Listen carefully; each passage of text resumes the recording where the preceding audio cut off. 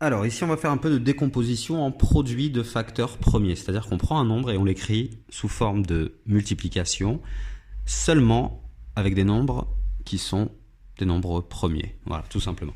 Donc, je vais vous en donner deux. Je vais commencer par une méthode où donc on va utiliser les critères de divisibilité et on va se demander quel est le plus petit nombre premier par lequel je peux déjà décomposer 108. 108, on remarque que c'est un nombre pair, donc on va commencer par 2 pour les critères de divisibilité. On a 2, on a 3, on a 5, et on connaît l'astuce de 9 aussi, mais 9 n'étant pas un nombre premier, on ne l'utilisera pas. On a 10, 10 n'étant pas un nombre premier, on ne l'utilisera pas, donc on va juste se limiter avec 2, 3 et 5. Normalement, ça devrait faire l'affaire à tous les coups. Donc 108, c'est un nombre pair, critère de divisibilité de 2, on peut l'écrire comme 2 fois quelque chose. Alors, on va calculer donc 108 divisé par 2. On se demande combien de fois va 2 dans 108. Donc la moitié de 100, c'est 50. La moitié de 8, c'est 4. C'est donc 54. Voilà.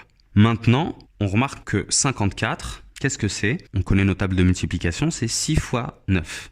Écrivons 6 fois 9. 6 et 9 sont deux nombres qui ne sont pas premiers. 6 n'est pas premier et 9 n'est pas premier. On va décomposer chacun de ces deux nombres-là. 6, c'est 2 fois 3. Et 9, c'est 3 fois 3. Et bien ici, qu'est-ce qu'on peut écrire? On peut finalement dire que ici, on a bien une décomposition avec des nombres qui sont tous premiers. 2 est premier et 3 est premier. Donc 2 fois 2 fois 3 fois 3 fois 3, c'est un produit de facteurs qui sont tous premiers. Il nous reste à faire une seule chose, on va juste écrire ça de manière un peu plus compacte. 2 fois 2, on peut dire que c'est 2 au carré, puisqu'il y va 2 fois. Et 3 fois 3 fois 3, c'est 3 qui est multiplié 3 fois par lui-même, donc c'est 3 à la puissance 3, 3 au cube. Voilà, c'est une manière plus compacte de l'écrire. Sinon, on peut effectuer on peut faire une autre façon. Donc soit on décompose un peu comme on le sent. Bon là 108, on voyait pas trop comment le décomposer, donc on a utilisé les critères de divisibilité. Mais sinon, des nombres qui sont facilement repérables en table de multiplication, on peut les décomposer à l'arrache et puis ensuite décomposer chacun des facteurs quand c'est plus simplifié. Sinon, il y a une autre présentation et une autre façon de faire.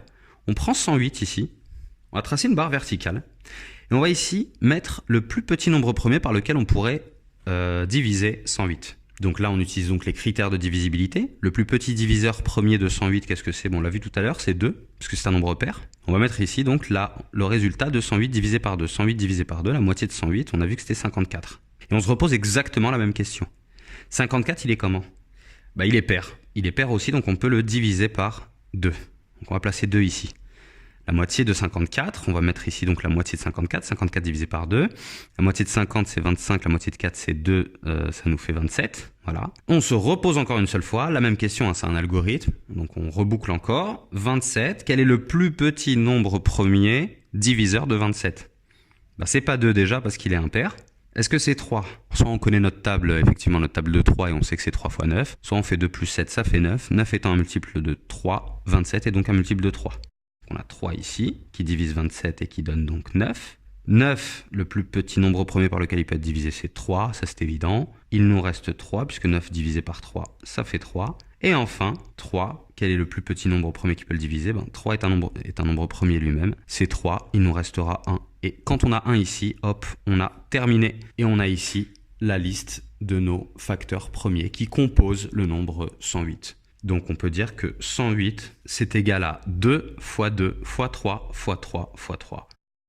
Ce qu'on avait bien ici, bien évidemment. Et on peut encore le compacter sous forme de puissance. Ici, il y a 2 facteurs égaux à 2. Et ici, il y a 3 facteurs égaux à 3. Voilà, on peut le décomposer sous forme de puissance comme ceci.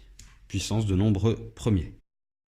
On passe maintenant à 4680. On va effectuer les deux façons de faire. Donc 4680, on voit directement que c'est un multiple de 10. Donc on peut écrire que c'est 10 fois 468. Alors 10 n'est pas un nombre premier, clairement. On va le décomposer en produit de nombre premier. C'est très simple, c'est 2 fois 5. 2 qui est premier, 5 qui est premier, on est bon.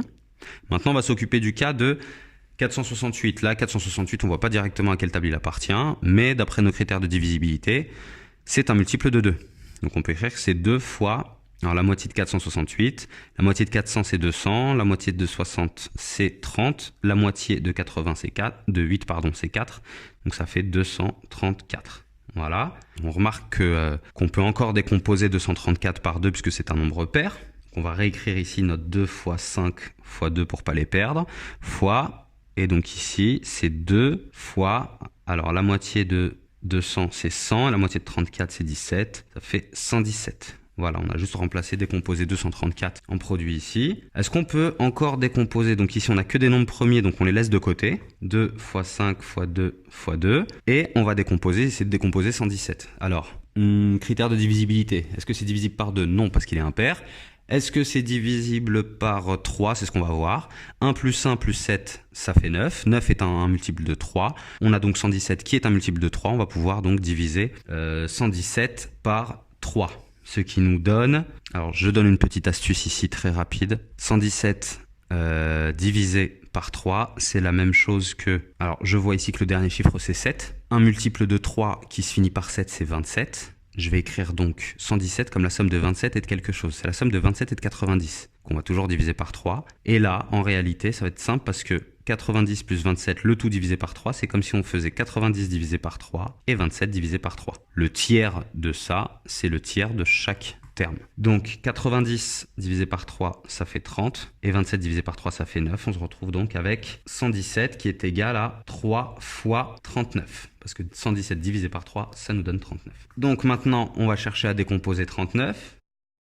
39, critère de divisibilité. 3 plus 9, ça fait 12. 12 est un multiple de 3, donc 39 est un multiple de 3. Il s'écrit donc comme 3 fois quelque chose. Et ce quelque chose, c'est 39 divisé par 3, ce qui nous fait 13. Donc 39, c'est 3 fois 13. Voilà. 13, on essaie de le décomposer, mais non. 13, c'est un nombre premier, on le sait. Donc... voici notre décomposition en produits de facteurs premiers. On va juste les ranger dans l'ordre et leur mettre une puissance pour les compacter. Donc là, on a 2 fois 2 fois 2, il y va 3 fois, donc c'est 2 au cube, 2 puissance 3, fois le suivant, c'est 3 fois 3, donc 3 qui est multiplié 2 fois par lui-même, donc 3 au carré. On a 5 qui n'apparaît qu'une seule fois, et on a 13 qui n'apparaît aussi qu'une seule fois. Voici notre décomposition en produits de facteurs premiers. Avec l'autre méthode, qu'est-ce que ça donne? Avec l'autre méthode, pareil, critère de divisibilité, on commence par le plus petit, on voit que c'est un nombre pair, divisible par 2. 4680 divisé par 2, ça fait 2340. Qu'on peut encore diviser par 2, ça nous fait 1170. Qu'on peut encore diviser par 2 puisqu'il est pair, ce qui nous fait 585. Ici, d'après les critères de divisibilité, on peut remarquer donc 5 plus 5, 10 plus 8, 18, que ce nombre-là est divisible par 3, mais qu'il est aussi divisible, et ça se voit directement par 5. Alors le plus facile, ce serait de le diviser par 5. Donc c'est pas grave si je mets 5 avant 3, ça n'a pas trop d'importance. Je les rangerai après dans l'ordre pour que ce soit plus joli, mais ça va pas nous perturber et ça va pas nous donner un faux résultat. Donc 585, on divise par 5, ce qui nous fait donc 117. 117, maintenant on se demande... par quel nombre premier? Le plus petit nombre premier par lequel il peut être divisé, c'est pas 2, certainement pas. De toute façon, 2, c'était déjà mort avant. 3, on a 1 plus 1 plus 7, ça fait 9. 9 étant un multiple de 3, étant divisible par 3. Donc 117 est divisible par 3. Voilà. Ce qui nous fait 39. Et enfin 39, 3 plus 9, ça fait 12. 12 étant un multiple de 3, étant divisible par 3. 39 est donc divisible par 3 encore une fois, ce qui va nous donner 13. Et 13 n'est divisible par aucun nombre à part 1 et lui-même. C'est surtout lui-même qui nous intéresse, parce que si on met des 1 ici, ça vaut rien du tout, parce que de toute façon, 1 n'est pas un nombre premier, attention. Donc ici, on ne veut pas voir de 1, on ne veut pas voir de nombres qui ne sont pas des nombres premiers. Parce qu'ici, on va avoir la liste de tous nos facteurs premiers. Et 13 divisé par 13, bon, ça nous fait 1. Et là, on a terminé comme tout à l'heure. On s'arrête quand on a un 1 ici en résultat. Donc, on a 4680 qui est égal à 2 fois 2 fois 2, soit 2 au cube, fois 5, mais attention derrière 3, donc pour bien les ranger dans l'ordre pour que ce soit plus esthétique, on va mettre les 3 d'abord, ils apparaissent 2 fois, donc 3 au carré, fois 5, fois enfin 13. Et voici notre décomposition en produit de facteurs premiers. À vous de choisir entre cette façon de faire et celle-ci. Si vous en avez une autre, allez-y. Mais voilà, l'idée c'est de ne pas utiliser la calculatrice dans ce genre de chapitre-là. Et pour faire des décompositions en produits de facteurs premiers, bon, généralement, la calculatrice serait autorisée, donc on pourrait effectuer encore plus vite ces calculs de division. Mais pour les critères de divisibilité, c'est certainement pas la calculatrice qui va vous les donner. Ils sont à connaître par cœur. Allez, bon courage.